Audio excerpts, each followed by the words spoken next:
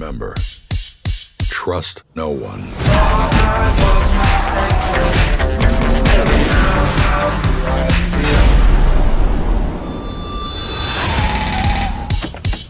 Your contact is David Percival. Welcome to Berlin. I'm David. Don't shoot. I've got your shoe. The clock is ticking. I'm the only man in this town that can help you. I trust you about as far as I can throw you. Thanks much for the interview. You were aware of the graphic novel before you started working on this film? No, I hadn't read the graphic novel. When I got it, I was really excited. And the first thing I did was read the graphic novel. Then I read the script. And they're kind of different beasts. They've got the same heart, but they've got different bodies, you know. Mm-hmm.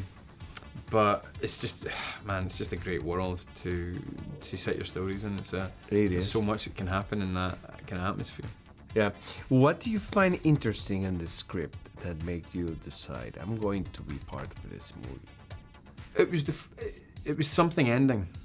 It all takes place in a moment where something is finishing, which is interesting.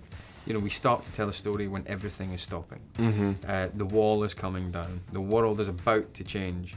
In all of these intelligence agencies from America and France and Russia and Britain and Germany and all that, they're all been working against each other and doing horrific things to each other ever since the end of World War II.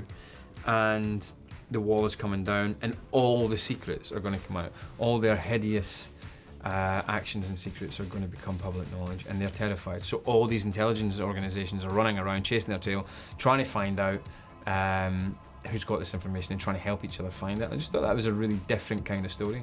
On top of that, it's, you know, most spy stories that are either very cerebral or they're very action-based, but either way they're usually a bit more glamorous than this. Yeah. Or even with Le Carré, where they're not so glamorous, there's a different kind of energy to them than this. I've never seen a spy movie like this before.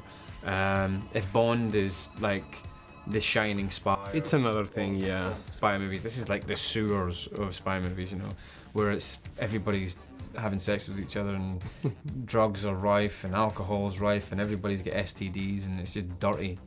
And I liked that. And it was neon and it was grubby and it was fecund, you know. Yeah. Without giving much to the audience, of course, how do you describe it, David Percival? He's a spy who isn't spying or dying for Queen and country. Mm-hmm. He's spying and dying for a pure love of the game. For the rush. Yeah, for the rush of the game and the love of the spy game and the glory of it. And he knows he's going to die soon, but he's running towards his finale.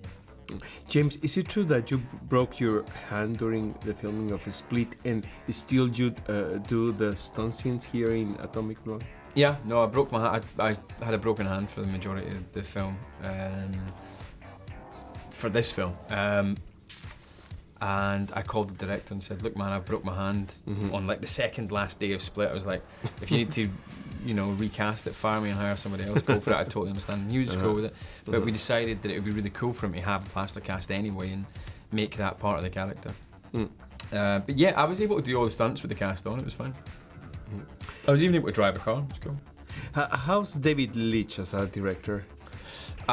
He's a master craftsman. He knows his craft, certainly for fight scenes, but even beyond that, he knows his craft more than a lot of directors I've worked with, because he's made more movies than a lot of directors I've worked with as a second unit director. So he's been in the trenches, he's been part of the crew, and now he's been promoted up to officer class, you know. He hasn't forgotten where he came from, and he hasn't forgotten that he loves physical production. He doesn't just want to get into an edit room and edit it, and that's where his joy really begins. Yeah. He loves being on a set. He loves overcoming the obstacles. He wants to work with the actors. He wants to work with the stuntmen. He knows where to put the camera to get the best out of every fight scene, and that translates to a dramatic scene as well. He knows where to put the cameras, and that's a big thing. Knowing where to put the cameras and framing is so important. And And it's not just like stick it there so we can see their face, you know. And he's a master at it. He's really good. And no wonder he's doing Deadpool 2 because he's got mad skills, man. Last question, a difficult one. Favorite band or artist from the 90s? From the 80s? 90s. From the 90s? Late 80s, first years of the 90s. I know it's a difficult one. Yeah. I don't know, mate. Salt and Pepper, early 90s.